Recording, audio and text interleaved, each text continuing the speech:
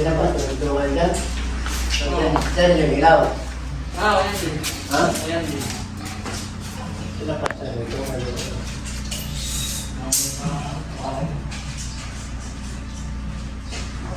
Ito, hindi kita sa ano.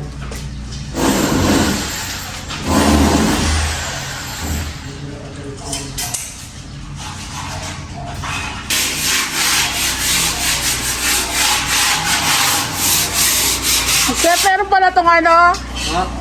Meron pala tong baseboard, chocolate brown. meron Oo. Chocolate brown. Doon, wag doon kasi may fluted doon, di ba? Dito lang. Diyan lang pa ikot.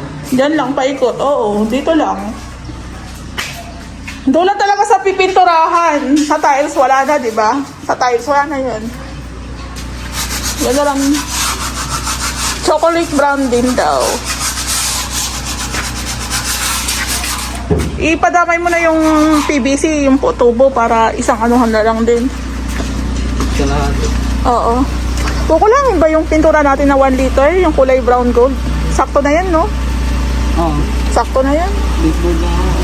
Hindi, ay, ito, dito. Ay, sakto na.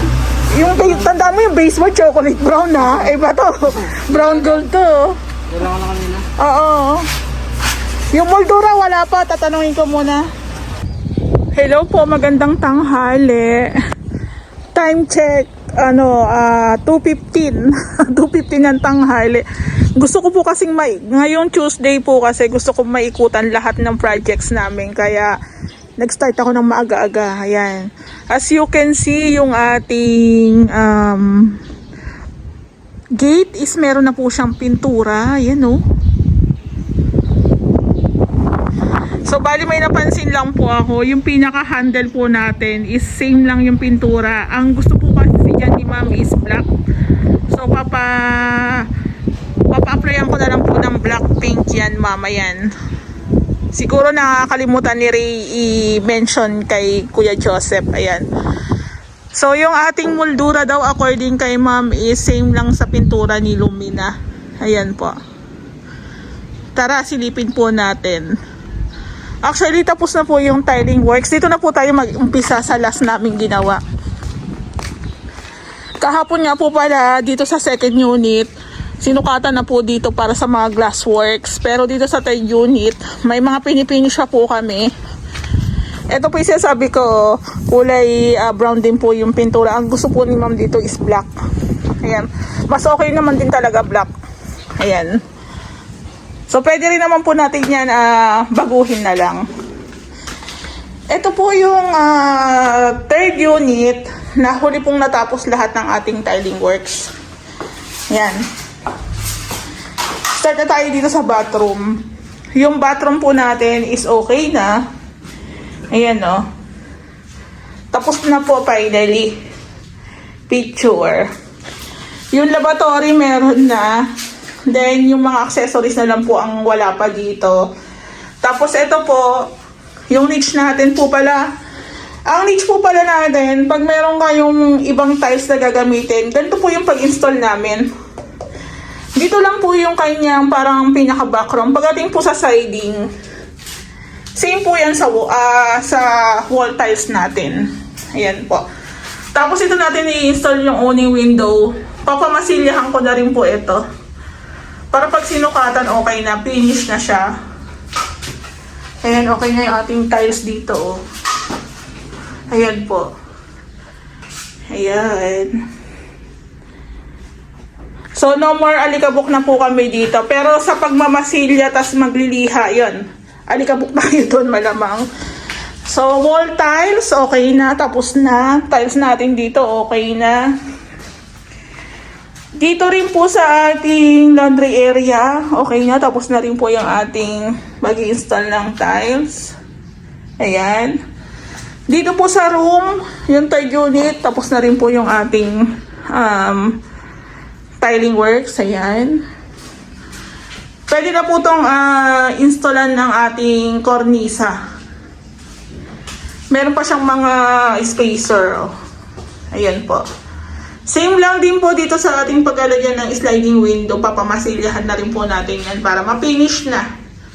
Then, pwede na rin pong i-schedule yung ating pag-i-install ng mga glassworks. Ayan po.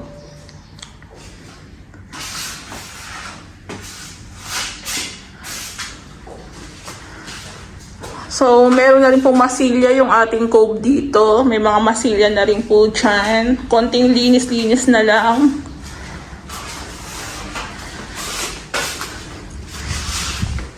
Ayan. So, bali, ito, nakapaglagay na rin po tayo ng mga additional outlet.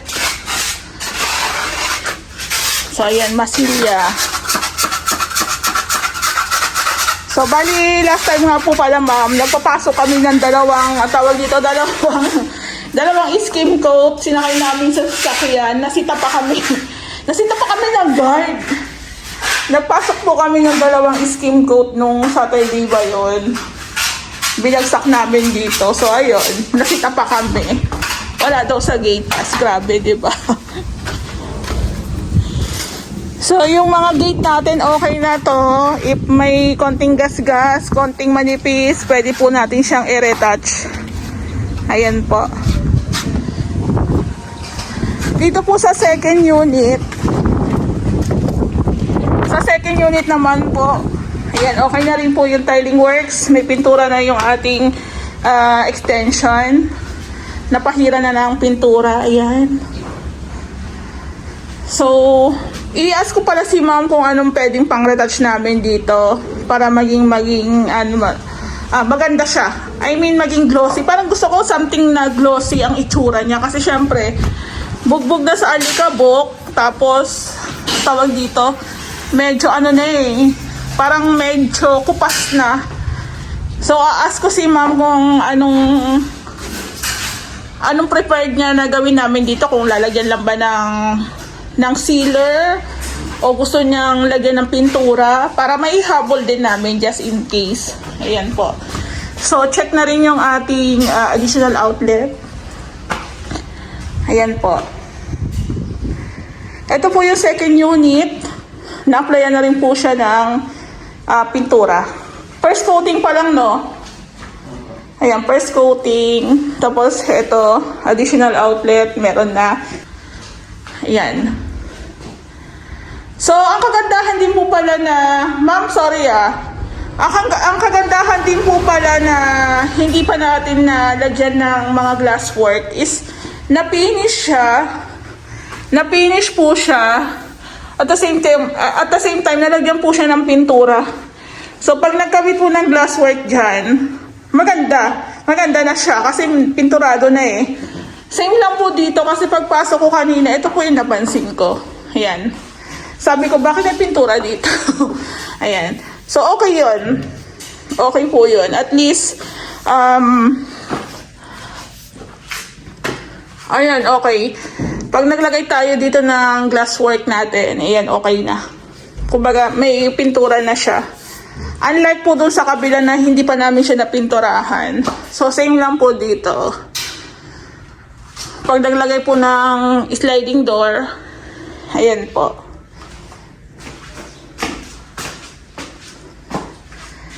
So, pati itong mga grills, pinturahan nyo na rin ng ng primer. Epoxy primer. Meron pa tayo, di ba? Ayun, epoxy primer. Yun na lang yung kulang nito. Siguro black siguro yung papakulay nito ni ma'am. Kasi black dito eh. Ayan. So, bali, waiting na lang po kami sa table saw. Katulad nga po na nasabi ko, isa lang po yung table saw namin. Ayun din ang suggest ko. Kung gagawa siguro kami ng cabinet, doon na lang po siguro sa labas. Para hindi na dito madumihan. Kasi maluwag naman po doon, tsaka wala naman po siguro kami maaabala doon. Pero syempre, yung dumi ng kahoy is lilinisin naman po namin. Nakalimutan ko palang i-mention yung ating cornisa, meron na rin po palang pintura. First coating pa lang kasi manipis ba yun, no? Ayan po. So, okay na yung ating cove ceiling dito. Tapos yung bathroom naman, ayan, pinipinturahan na rin po yung ating mga kornisa dyan. Dito nga po pala, sabi ko, pwede na ni Ray ipakasa sa iba. Kaso sabi ni Ray, kailangan niya yata ng kahoy na marine wood. So sabi ni Ray, siya na lang daw bahala dito, ma'am. Kasi may gagawin. So baka maiba pa yung gawa nung tao niya. So siya na lang. Pahintay-hintay na lang po. Ayan o. Meron din po pala tayong baseboard paint dito na chocolate brown. Same lang sa pinto. Same lang sa pinto. I-retouch din po natin to. Yung mga bako-bako, papalagyan na lang po namin ng ng polytop. Pero parang goods naman tong pinto ni ma'am eh. Siguro yung mga talsik. Yan. Tanggalin natin.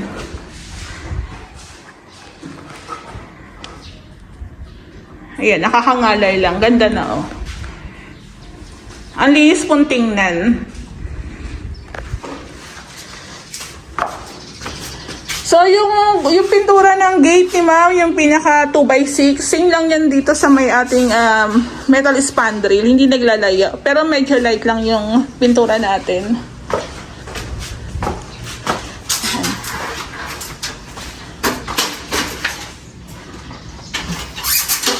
Pintura.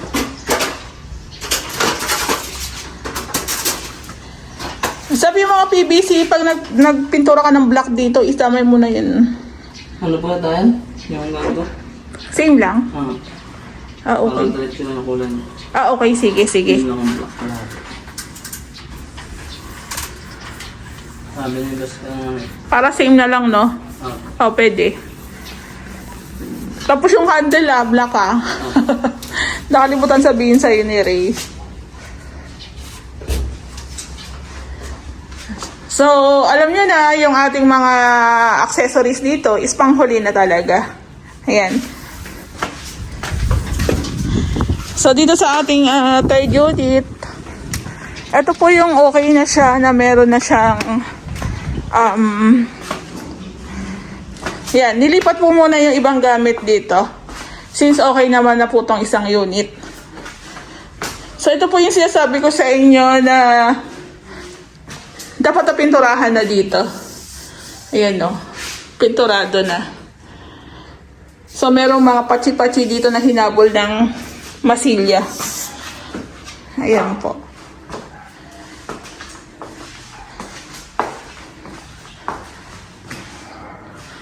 So, okay na tayo. Yung ating sliding.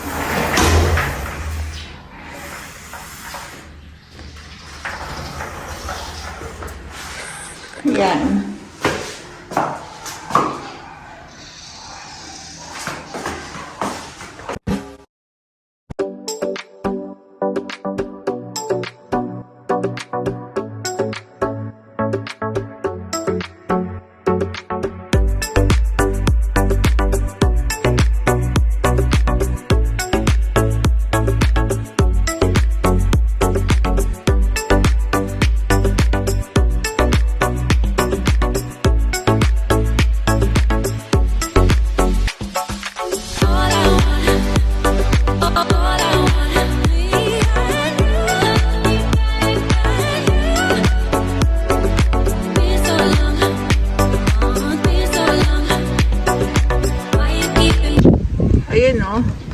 Ganda na, oh.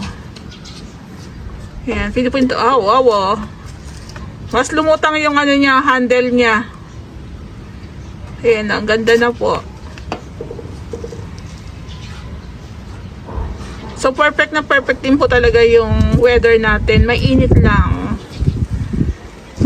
Ayan, ang ganda.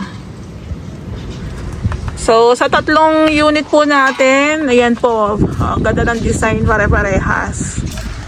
Kaya iisipin nyo, isa lang may-ari. Yes, isa lang po talaga may-ari. Ayan o. So, nilalagyan lang ni Kuya Joseph ng masking tape para hindi po mahawaan yung ating brown na pintura. Ano siya? Actually, hindi siya brown. Brown gold po siya.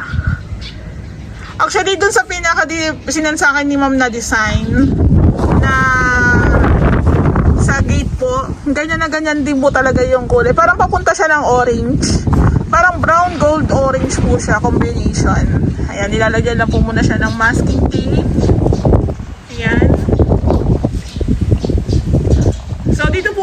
kumakain ng maraming masking tape. Pag may mga iiwasan tayong mga area na hindi pwedeng pinturahan. Para hindi na pinturahan, I mean. Ayan po. So, ang galing na. Ayan, abante tayo dito sa kabilang side. Dito naman po sa pangatlong unit. Ayan. Pinifinish na rin po siya ng masilya. O, diba?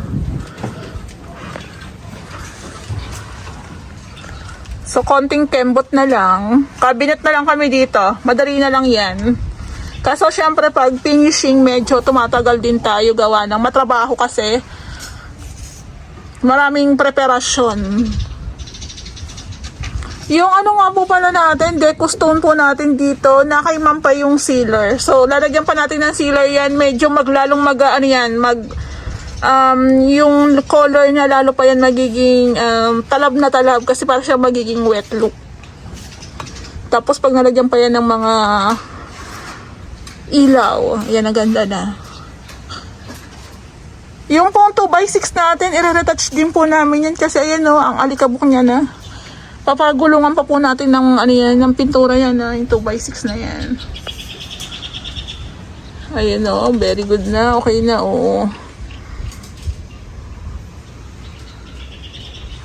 So, bali, ito lang po muna yung update natin. Thank you. Ingat kayo dyan. Mainit. More water.